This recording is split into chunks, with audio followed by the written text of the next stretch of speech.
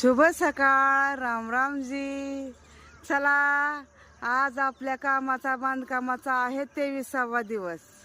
तर आज 23 दिवस झालेले आहेत आणि कालपर्यंत काम छतवर होतं.